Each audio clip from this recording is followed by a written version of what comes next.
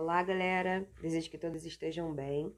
Eu sou a professora Maiara e nessa videoaula a gente começa a abordar os assuntos referentes à unidade 3 do nosso livro, que aborda as tensões e os conflitos na Europa. A gente vai perceber que ao longo dos anos o mundo ele vai enfrentar diversos conflitos, diversas tensões, muitas perduram até os dias de hoje, e no caso do continente europeu isso não vai ser diferente. A gente vai ter um recorte dentre os principais conflitos, abordando a questão da Iugoslávia, o conflito basco, da Irlanda do Norte e da Catalunha. Especificamente nessa aula, eu vou falar um pouco mais sobre o conflito da Iugoslávia, tá? A gente vai entender que existiu, né, a formação dos reinos sérvios, croatas e eslavos. Posteriormente, essa formação de reinos, em 1929, dá a origem, né? Ele é renomeado para a Iugoslávia. A gente vai entender que após a Segunda Guerra Mundial ele vai passar a ser administrado como forma de república pelo Tito, e em função de uma grande diversidade étnica nessa região, né? São diversas repúblicas, né? Bósnia, Macedônia, Eslovênia, Sérvia, ainda outras províncias, né? Kosovo, por exemplo, vai gerar uma grande diversidade étnica que vai contribuir para as tensões nessa região. Tem uma questão, né, referente também a um modelo econômico socialista, não necessariamente aliado à União Soviética, mas também vai gerar impactos, né? Basicamente, a ideia, né, a motivação do conflito é a partir de uma limpeza étnica, né? Nas áreas majoritariamente povoadas pelos sérvios dentro da Iugoslávia. A ideia, né, de uma grande Sérvia vai ser a motivação, é a meta para que muitos desses combates aconteçam. Por fim, a gente vai identificar que são dezenas de milhares de sérvios que foram mortos, uma violência extrema, o resultado, né, de ambição por parte de dirigentes, tem aspectos de reivindicação por meio das campanhas de guerra. A guerra civil, né, ela vai terminar, infelizmente, reduzida a muita pobreza, perturbações econômicas e instabilidades extremamente consideráveis no território, tá? Então, né, a gente começa falando que o principal ponto é exatamente essa questão da diversidade, tá? É uma diversidade étnica muito expressiva.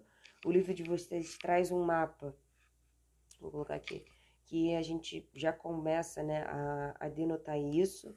Então, essa limpeza étnica vai ser um dos principais motivadores dos conflitos. Basicamente, quando a gente fala sobre as guerras civis na Iugoslávia, a gente pode identificar alguns grupos, né? As ocorridas durante a dissolução da República Soviética, que aí entra a independência croata, a independência da Bósnia, independência eslovena. Tem os ocorridos na área dos albaneses, a questão do conflito do sul da Sérvia, Kosovo também entra nessa questão, e a última, Macedônia também. E a última parte vai ser em relação às operações da OTAN, tá? Tanto a Força Libertadora em 1995, como a Operação da Força Aliada em 1999, que gera um bombardeio sobre a Iugoslávia. Então vamos começar. Bom, no meados, né, da década de 90, 1990, né, o Partido Comunista da Iugoslávia ele vai convocar um congresso e os membros dos partidos eles resolvem instalar um regime multipartidário no país. Na época, o Milošević ele não vai permitir, né, outras reformas, e as delegações tanto da Eslovênia quanto da Croácia vão se retirar desse congresso, automaticamente promovendo uma dissolução do partido. Quando chega em meados de julho desse mesmo ano, o Partido Comunista da Sérvia, ele vai mudar para Partido Socialista da Sérvia. Ele ainda mantém a questão do patrimônio, só que a estrutura de poder, né, o controle, ele muda bastante. E o Milošević, que até então tinha uma postura assim bem firme, uma questão de controle sobre o partido, ele vai aumentar progressivamente os seus poderes, né? Ele vai apresentar uma postura, né, política extremamente diferente. Um ano depois, os sérvios eles vão impedir a posse do presidente na Croácia,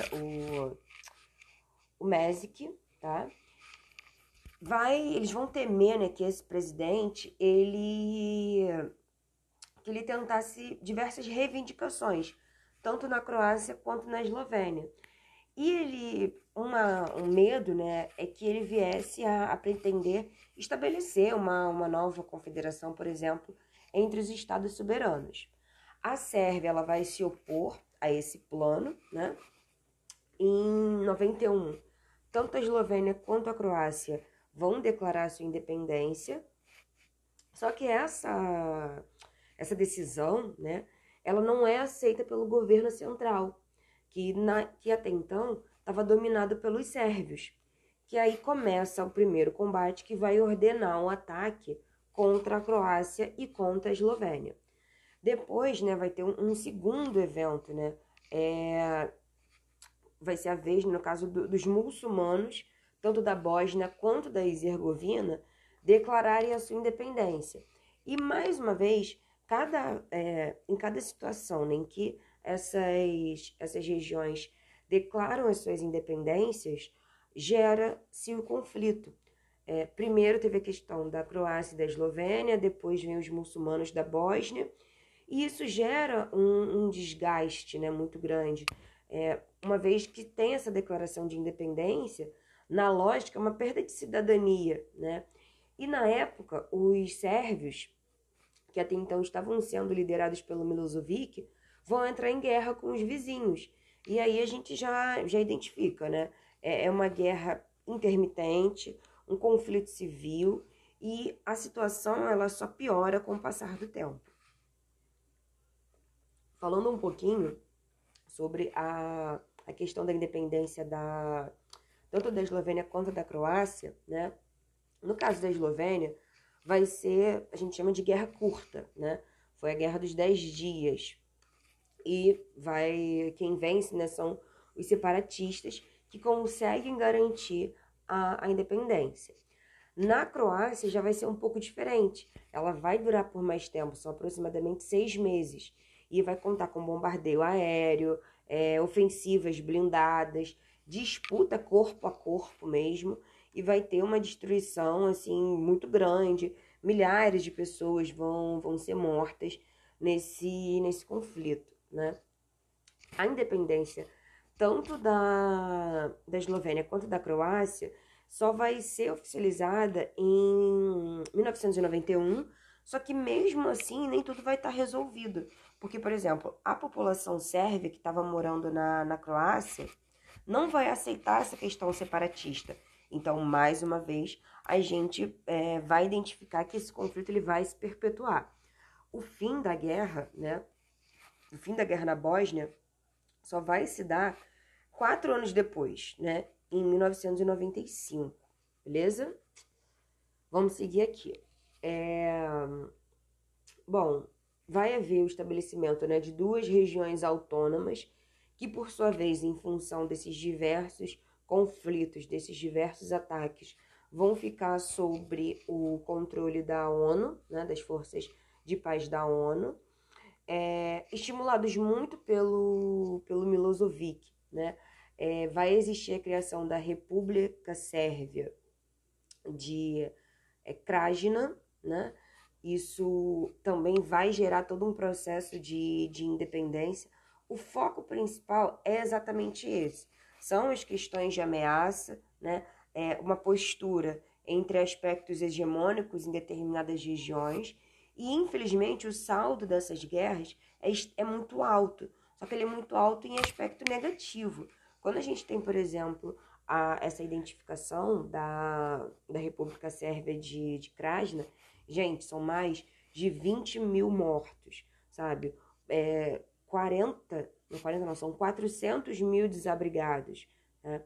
As vitórias da Sérvia vão levar, né, vão obrigar a ONU a impor sanções econômicas, por exemplo, na Iugoslávia, né? Vai se fazer necessário uma intervenção, exatamente por causa de todo esse contexto, beleza? Falei da Croácia, vou falar um pouquinho da Bósnia. O caso da Bósnia é assim, vai existir essa desintegração da Iugoslávia, né? Vai continuar, por exemplo, com a independência da Macedônia e a independência da Bósnia e Herzegovina em 1992. Só que o que acontece? Somente nessa relação de independência da Bósnia, que até então, né, uma das repúblicas mais pobres da Iugoslávia, né, a Sérvia ela não vai reagir militarmente a isso. Só que o que acontece? A Bósnia vai realizar um plebiscito para a independência. Tanto os bósnios quanto os croatas vão votar a favor e os sérvios vão tentar boicotar esse plebiscito. A partir daí, existe mais um processo de prolongar essa guerra civil, né? Os sérvios bósnios, eles não aceitam essa iniciativa, né? Vamos colocar assim. E vai gerar, né, uma questão muito frustrada em relação a esse conflito, tá? Pulando aqui, né? O que acontece? Quando a gente fala, né, especificamente da República Federal da Iugoslávia, a gente tem que entender o contexto. Eu coloquei esse textinho para a gente fazer uma síntese sobre ele. Foi um estado, né, formado pelas repúblicas da Sérvia e de Montenegro que existiu entre 1992 a 2003, quando foi reconstruído e renomeado para Sérvia e Montenegro. A federação surgiu da dissolução da República, da então República Socialista Federal da Iugoslávia, quando a Croácia, a Eslovênia, né, vão declarar a sua independência. A partir daí, a gente tem esse aspecto da dissolução dos conflitos. O que eu havia mencionado lá no início, quando eu coloquei aquela porção dos três, da forma, né, como a gente pode agrupar, né, esses conflitos de dissolução, quando a gente analisa os conflitos que ocorreram nas áreas povoadas pelos albaneses, a gente tem, por exemplo, a guerra de Kosovo e o conflito no sul da Sérvia. É esse que eu vou mencionar agora. Quando a gente fala, né, sobre o... Calma aí que meu... Travou. Pronto. Quando a gente fala sobre Kosovo, né, o próximo, são conflitos no leste, conflitos no sul. No Kosovo, né, na República da Macedônia e da Sérvia, os conflitos eles vão ser caracterizados por tensões políticas e questões raciais entre o governo eslavo e a minoria albanesa, que sempre vão buscar essa questão da autonomia, sempre vão buscar essa questão da independência. Tá? O conflito de Kosovo ele vai entrar em erupção com uma guerra em grande escala em 1999, quando o conflito entre a Macedônia e a Sérvia, no caso o sul, né, a porção pertencente ao sul da Sérvia, vão identificar o confronto entre as forças de segurança, tanto em aspecto estatal quanto as milícias albanesas. A guerra de Kosovo ela vai terminar com o bombardeio da OTAN, né, contra a República da Iugoslávia. 5 anos depois, em 2014, esse conflito ele recomeça, que no caso, né, o conflito no sul da Sérvia e na Macedônia, ele vai terminar por fim, né, com tratados de paz internacionais, tem insurgências tanto de governos, né, e a situação, mesmo assim, ela vai se permanecer muito frágil entre os dois lados, tá? Bom, eu mencionei no início, né, um nome que vai ter um papel extremamente importante, que é o Milosevic. O que acontece? Em 2000, né, no ano de 2000, o Milosevic ele vai convocar eleições gerais e assim, a gente já vai ter todo aquele contexto, né, dos processos de independência, dos conflitos relacionados exatamente a essa diversidade étnica e a tentativa dessa limpeza étnica também. Quando o Milosevic ele convoca essas eleições gerais, vai ser um momento no qual o país vai estar passando por muitas sanções impostas pela ONU.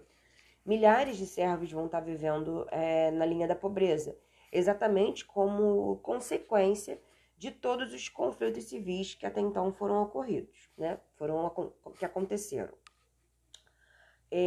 O Milosevic ele vai se recusar a reconhecer a vitória da oposição e com isso, gente, centenas de milhares de pessoas vão sair às ruas, né, da Iugoslávia em protesto, uma greve geral e para o país. Pensa no contexto, tá? Sanções impostas pela ONU, uma vez que o país está passando por uma pobreza absoluta. O Milosevic, né, com essa postura bem radical, ele não aceita que perdeu. Outro processo se inicia com base nessa paralisação do país, tá?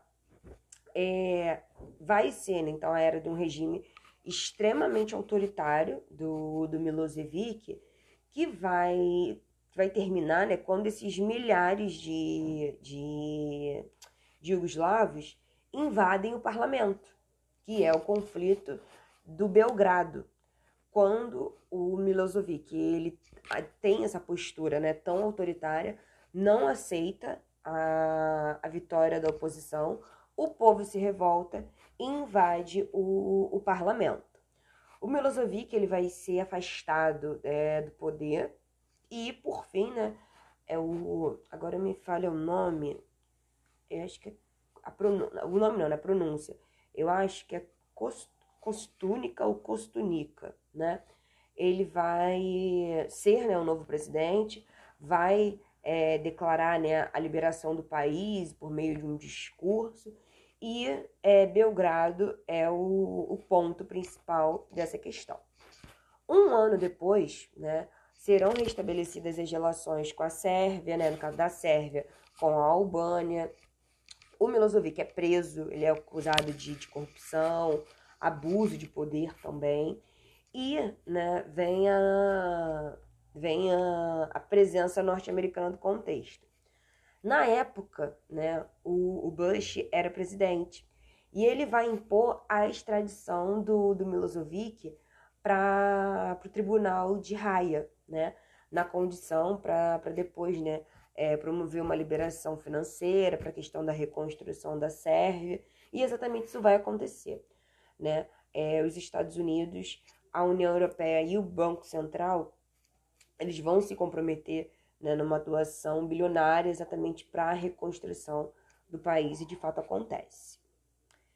Pois bem, dito isso, né, trazendo já para o século XXI, a gente tem a questão da União Estatal da Sérvia e de Montenegro, que acontece entre 2003 e 2006.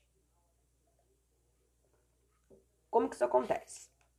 Um ano antes, né, em 2002, a Sérvia vai assinar um novo acordo, né, em relação a uma cooperação dentro da federação.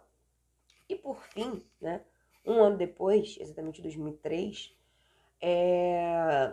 com, né, o patrocínio da União Europeia, a Iugoslávia ela desaparece oficialmente do mapa, tá?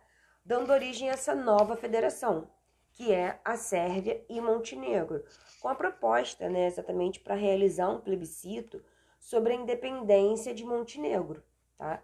Vai existir esse plebiscito, né, a população ela vota para a dissolução da federação. É uma vitória muito apertada, né? Cerca de 0,5 ponto percentual, mas existe a vitória. Em 2006, Montenegro declara oficialmente a sua independência, a Sérvia reconhece, tá? Só que a situação ela ainda vai permanecer, digamos assim, em impasse, né? Uma vez que a maioria dos Estados-membros das Nações Unidas ainda não vai reconhecer essa independência, que é a questão da independência de Kosovo, que eu havia mencionado com vocês anteriormente, se fazendo necessário a, a, a manutenção, né? Por meio da independência, das Forças Armadas e tudo mais. Um ponto, né, pra gente... Deixa eu abrir aqui, deixa eu botar pro lado. Ai, gente. Pro outro lado. Pronto. Porque minha tela tá travando aqui. Um ponto que eu quero finalizar com vocês, né? Esse assunto, ele é mais curtinho, mas ele é muito interessante no tocante da gente compreender que, basicamente, né, é um conflito por meio de tensões étnicas, né? Uma busca por independência. Bósnios, croatas, eles desejavam a independência, só que a maioria da população, né, que no caso então era sérvia, vai rejeitar. A postura do Milosevic, ela é muito forte, né? Quando ele é preso em 2001 pelo tribunal de Haia, ele é julgado pelos crimes cometidos, né? Depois ele é até encontrado morto na prisão. E qual que é o tocante, no caso de Kosovo, né? Em 2008, por exemplo, a província de Kosovo vai declarar a independência em relação à Sérvia, não vai ser aceita, vai existir todo esse processo de reivindicação no território. Tem, né, por exemplo, até hoje, o Brasil até hoje ainda não reconhece, mas é um processo muito significativo nesse tocante, de ter um projeto de independência, sabe? Quando a gente fala no início, né, antes dessas posturas, durante o governo do Tito, vai ter uma insatisfação muito grande no país. E as repressões que ele faz, essas repressões nacionalistas, vão fazer com que o povo entre em conflito, né? Por exemplo, quando a gente data 1980, a crise do Bloco Socialista, a morte do Tito, vão intensificar ainda mais os movimentos separatistas nessa região. Nesse contexto, né, que, por exemplo, o Tito morre, o Milosevic entra, né, no poder a partir dessa liderança socialista, ele vai tentar até manter o país unido, só que ele vai desenvolver um projeto de extremo controle, de extrema repressão, sabe? Uma repressão total das repúblicas, uma repressão das províncias, e automaticamente isso só aumenta os conflitos, só aumenta as tensões. Depois, quando a gente for analisar, né, os conflitos, o conflito basco, o conflito da Catalunha, a base também tem muito a ver com essas questões. São aspectos separatistas em prol de um processo de independência, tá bem? Galera, eu encerro por aqui. No nosso próximo encontro, eu vou falar um pouco mais sobre o conflito da Irlanda do Norte. Vocês já podem ir adiantando os exercícios da unidade, que um pouquinho mais pra frente a gente vai ter uma videoaula no qual eu vou fazer a correção deles, tá bem? Eu encerro por aqui e a gente se encontra numa próxima. Até!